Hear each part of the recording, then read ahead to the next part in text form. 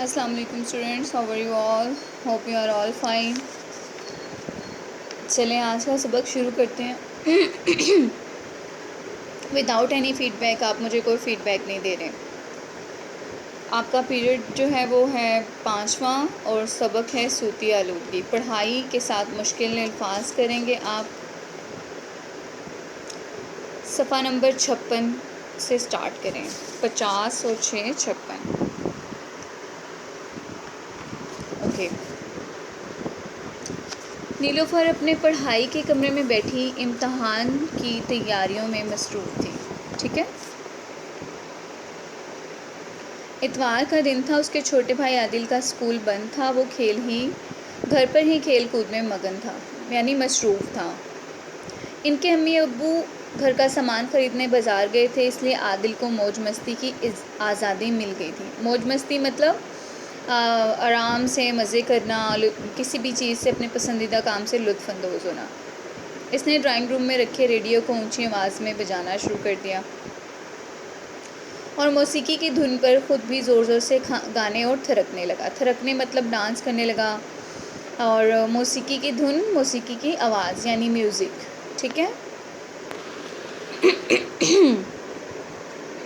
نیلوفر کا دھیان پڑھائی سے بار بار بھٹک رہا تھا، یعنی اس کا دھیان ادھر ادھر جا رہا تھا، ڈسٹرب ہو رہا تھا. اس نے عادل سے ریڈیو کی اس کی توجہ جو تھی وہ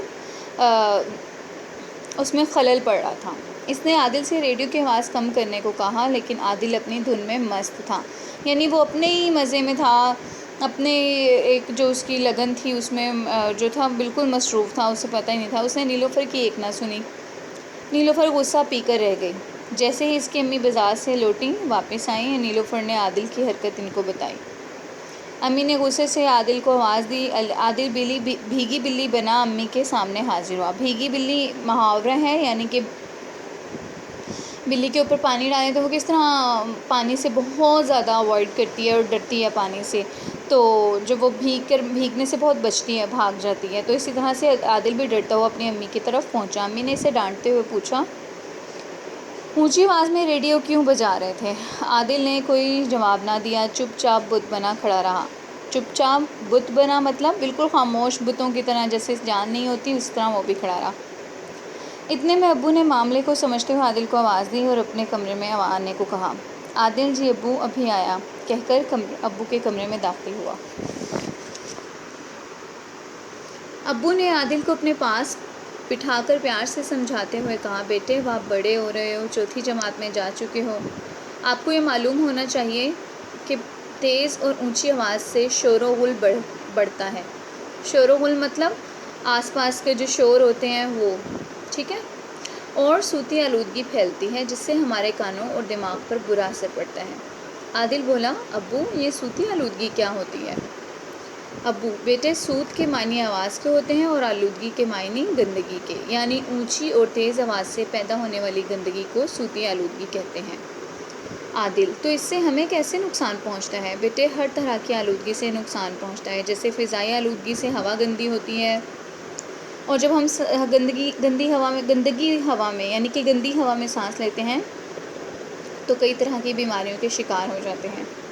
ہماری آنکھوں، پھیپھڑوں اور جلد پر فضائی آلودگی کا بہت اثر پڑتا ہے. اس طرح پانی کی آلودگی سے بھی ہمیں کئی طرح کے نقصان ہوتے ہیں. گندا پانی پینے اور گندے پانی میں نہانے سے کئی طرح کی بیماریاں ہو سکتی ہیں. آلودہ پانی استعمال کے قابل نہیں رہتا یا لائق نہیں رہتا. آلودہ، گندا. عادل، لیکن ابو یہ آلودگی پھیلتی کیسے ہے؟ بیٹے ناسمجھ اور خود غرض لوگ ہی آلودگی پھیلانے کے ذمہ دار ہیں.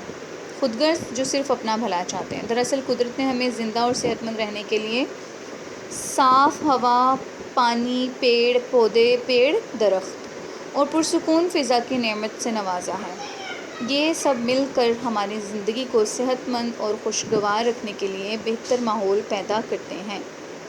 بیٹے یہاں تک آپ نے پڑھنا ہے، مشکل الفاظ کو یاد رکھنا ہے اور امپورٹنٹ پوائنٹس کو بھی. ٹھیک ہے.